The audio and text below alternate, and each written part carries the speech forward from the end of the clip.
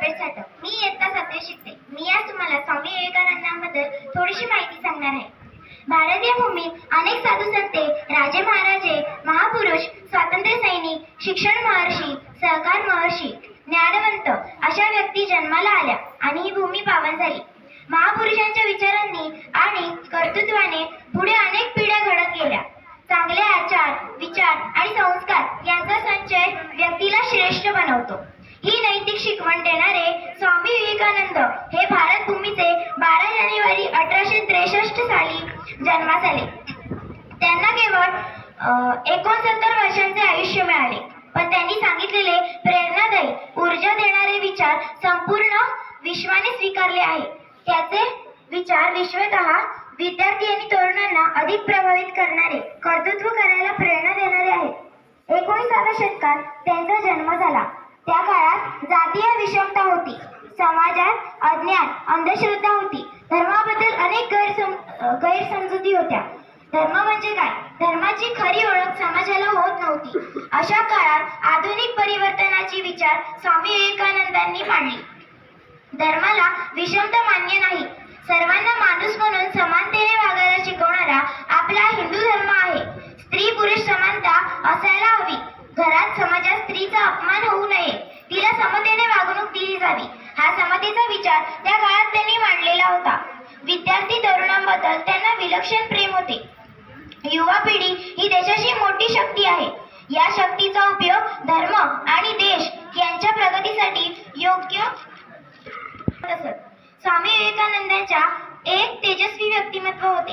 जरी त्यांच्या अंगावर भगवी वस्त्रे असली तरी त्यांनी कधीच अंधश्रद्धेचे, जातीयतेचे किंवा विषमतेचे समर्थन केले नाही. एक ऊर्जा होती. ते म्हणत, तरुणांनो, मी हे करू शकत नाही, मला ते जमणार नाही, असा नकारात्मक भाव मनात कधीच आणू नका.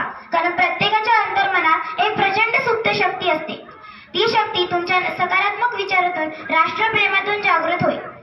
या शक्तीच्या मदतीने अशक्यप्राय गोष्ट देखील शक्य होईल. नकारात्मक विचार मनात घेऊन जगणे म्हणजे मृत्यूसोबत राहण्यासारखे आहे. भ्याडपणा हे मृत्यूचे लक्षण आहे.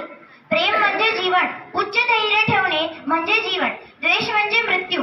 आपण जसे विचार मनात ठेवतो, वारंवार जे विचार करतो, त्याच दिशेने आपले आयुष्य आणि भविष्य जात असते. आपणच आपली वाट स्वच्छ आणि सामर्थ्यशील करू शकतो. फक्त मनात चांगल्या विचारांची ऊर्जा निर्माण करा. भारतीय तरुण खूप समर्थशील आणि ऊर्जावान आहे. फक्त त्यांच्या आजूबाजूला असलेल्या खराब सामाजिक वातावरणामुळे हे तरुण अस्वस्थ आहेत, दिशाहीन आहेत, आत्मविश्वास गमावून बसलेले आहेत. तरुणांनो, जागे व्हा, स्वसामर्थ्य ओळखा आणि भारत देश अधिक बलवान बनवा. हा संदेश स्वामीजी आयुष्यभर देत राहिले. स्वामीजींनी भारतभर व जगभर भ्रमण केले. अनेक चांगले वाईट अनुभव त्यांना मिळाले. भारताची सामाजिक परिस्थिती, मागासलेपणा, विषमता त्यांच्या नजरेत आली आणि प्रगत देशांची सामाजिक परिस्थिती, समाज जीवन त्यांनी अनुभवले.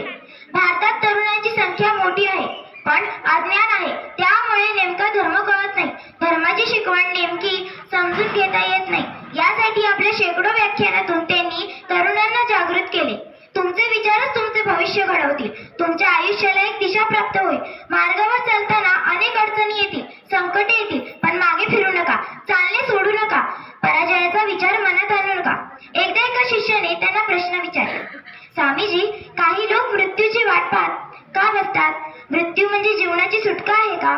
स्वामीजींनी या प्रश्नाचे सुंदर अर्थपूर्ण उत्तर दिले.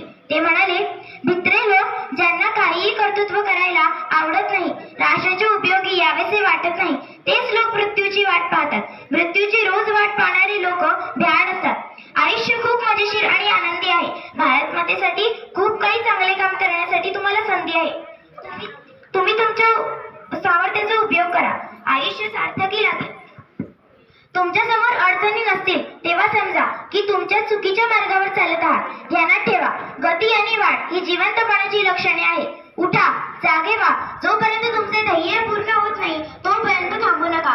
तुम्ही योग्य व सकारात्मक विचार डोक्यात घेऊन ध्येयाकडे वाटचाल करीत असाल तरच तुम्हाला ध्येय गाठता येईल. एकदा एका शिष्याने विचारले, स्वामीजी, तुम्ही सांगितलेले सेवेचे काम मला करता येत नाही, मला हे काम जमेल का?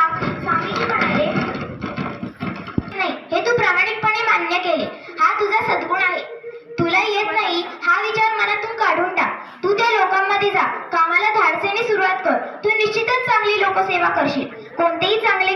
सुरू करताना मनात आत्मविश्वास असेल तर आपलं अंतर्मनातील शक्ती जागृत होते. आपण बलवान होतो आणि अशक्य काम शक्य होते. स्वामीजींचे हे विचार आजही तरुण विद्यार्थ्यांना मार्गदर्शक आहेत.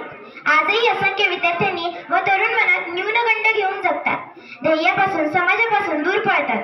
स्वतःला कमी लेखतात. अशांनी स्वामी विवेकानंदांचा प्रेरणादायी विचार समजून घ्यायला हवे.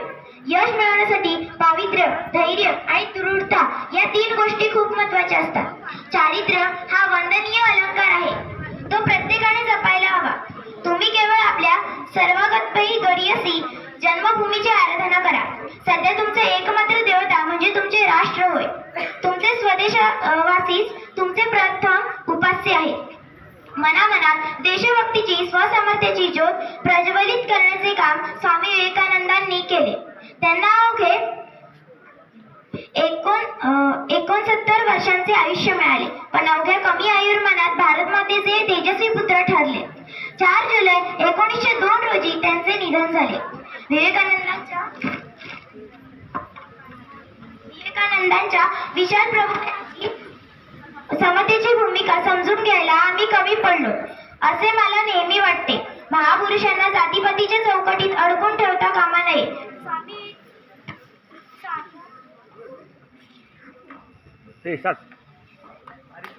तेजस्वी पुत्र होते.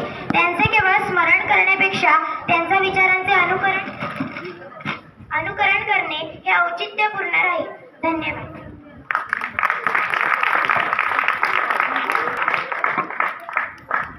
खूपच कमी शब्द